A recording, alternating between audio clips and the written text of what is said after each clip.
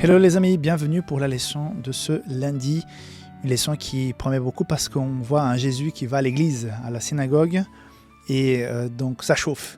Et on verra bien comment Jésus a pu impacter ce culte et cette journée d'adoration dans sa synagogue. Avant de parler de cela, je voudrais, puisque nous parlons d'évangélisation, parlons de discipulat, de prêcher l'évangile, je voudrais vous recommander ce petit manuel, J'irai.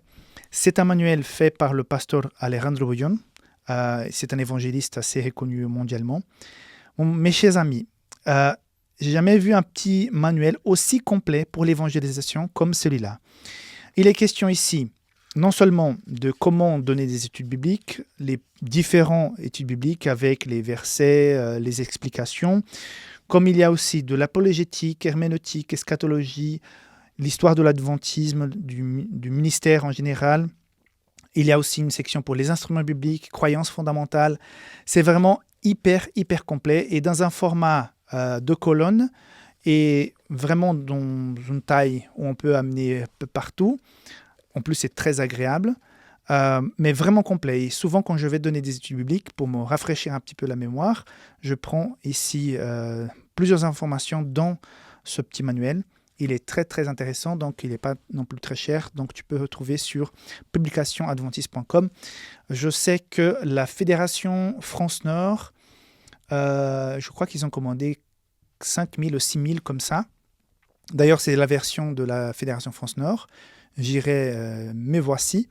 Donc, pour pouvoir faire en sorte que tous les membres de cette fédération qui souhaitent prêcher l'évangile puissent en avoir un comme celui-là. Donc, je fais aussi la publicité pour les autres. Si tu souhaites avoir un très bon guide manuel d'études bibliques et qui t'apprend même comment aborder, comment partager la foi avec un musulman, avec d'autres personnes, avec d'autres croyances. Donc, c'est très intéressant. Voilà, ça vaut la peine. Donc, publicationadventiste.com. Sans plus tarder, donc, allons dans cette histoire, dans cette journée de sabbat assez mouvementée dans la synagogue avec Jésus. Donc, il est question de Jésus qui va à la synagogue. Donc, on va lire du verset... Bon, le verset principal pour moi dans cette journée de lundi, c'est chapitre 1, verset 22. « Ils étaient frappés de sa doctrine, car il enseignait comme ayant autorité et non pas comme les scribes. » Ce verset, il est puissant parce que on voit la différence pratique de l'enseignement de Jésus. Il était différent parce que quand il prêchait, il parlait avec puissance, il parlait des choses d'une manière que tout le monde pouvait comprendre et les gens étaient remplis du Saint-Esprit, étonnés, émus, parce que c'était quelqu'un de différent, finalement quelqu'un qui casse un peu les codes et qui fait en sorte que les gens comprennent et qu'ils s'intéressent. C'est puissant. Et c'est comme ça que je pense que devrait être l'expérience de chaque ami qui nous rend visite. Quand il rend visite à l'église pour la première fois, qu'il puisse, à l'école de sabbat, dans une classe, ou bien dans la louange, dans la prédication, dans la façon comme il est reçu, qu'il puisse dire, mince, ils vivent quelque chose de différent, ils sont gentils comme tout, mais en même temps, ils sont profonds. Et puis, le chant, la prédication, l'enseignement, j'ai jamais compris les choses de cette manière. Je voudrais que chaque personne qui nous rende visite se ressente ça. Mais revenons sur cette journée de sabbat assez mouvementée. Donc, ça se passe à Capharnaüm. Ils se rendirent à Capharnaüm et le jour du sabbat, Jésus entra d'abord dans la synagogue et il enseigna. Ils étaient frappés de sa doctrine, car il enseignait comme ayant autorité et non pas comme les scribes. Il se trouva dans leur synagogue un homme qui avait un esprit impur, qui s'écria « Qu'y a-t-il entre nous et toi, Jésus de Nazareth ? Tu es venu pour nous perdre ? Je sais que tu es le Saint de Dieu. » Même les démons sont d'accord. Jésus le menaça, disant « Tais-toi et sors de cet homme. » Et l'esprit impur sortit de cet homme en l'agitant avec violence et en poussant des grands cris. Tous furent saisis de stupéfaction, de sorte qu'ils se demandaient les uns aux autres « Qu'est-ce que c'est ceci ? Une nouvelle doctrine ?» Il commande avec autorité même aux esprits impurs et lui obéissent. Donc, on voit que cette journée à l'église a été tout sauf tranquille. Parce que tout d'abord, les gens sont impactés par la prédication de Jésus qui prêche, qui présente la vérité, l'essence de la vie d'une façon complètement pratique, profonde, impactante. Et je voudrais être parmi ces gens, voilà, être assis en train d'écouter Jésus. L'autre jour, j'écoutais un pasteur qui avait beaucoup d'expérience. Je me suis tellement senti bien d'être assis, de l'écouter. Quand tu vois quelqu'un qui, avec beaucoup de maturité, beaucoup de sagesse, donne des conseils aux plus jeunes, dans le coin c'était moi et d'autres pasteurs, j'étais là, waouh, mais quel privilège de pouvoir l'entendre et de pouvoir apprendre ces choses. Mais alors, écouter de la part de Jésus des enseignements, des choses nouvelles qui nous bouleversent, ça a dû être une expérience incroyable. Et voilà, la première partie, c'est la façon comme c'était impactant la prédication. Mais en plus, il y a une manifestation démoniaque. Donc, on voit très clairement que voilà la réalité de la vie. Nous sommes dans un combat spirituel. Jésus commence à prêcher, commence à parler de sa mission, de l'essence, qu'il est le Messie, de la vie éternelle, du ciel, de la repentance, qu'il y aura un sacrifice.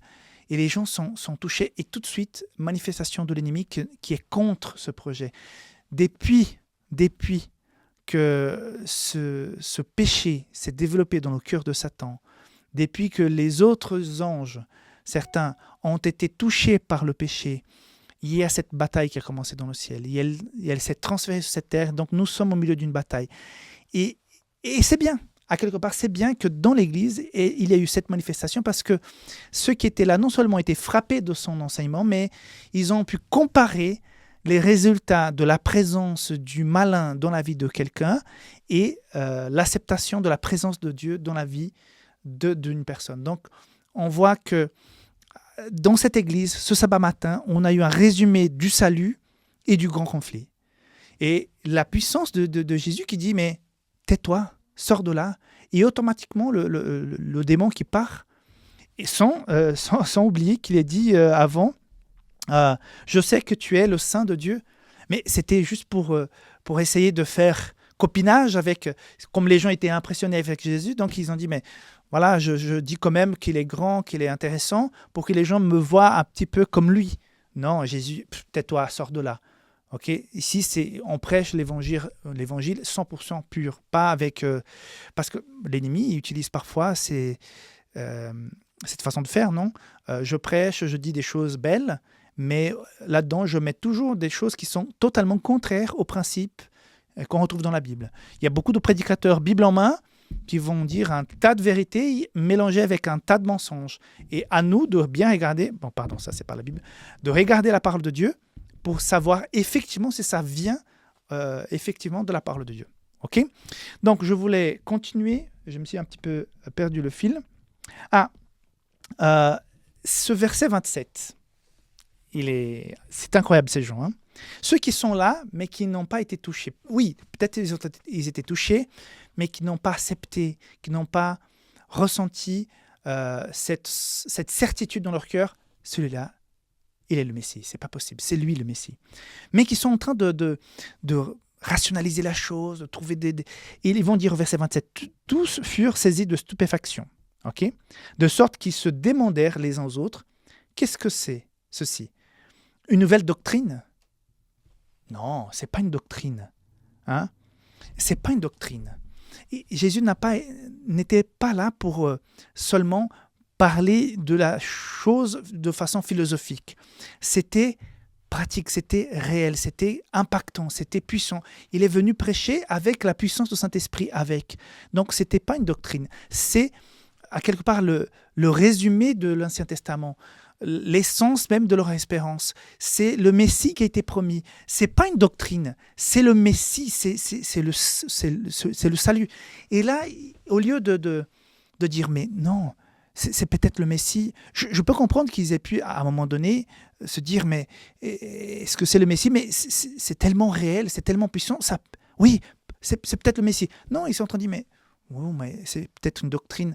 Encore une fois, des gens qui, au lieu de vivre la présence et la puissance du Saint-Esprit de Jésus dans leur vie sont en train de rationaliser les choses. Non, c'est parce que ceci, et sa prédication, sa façon de faire et tout, peut-être c'est un maître qui a eu une formation.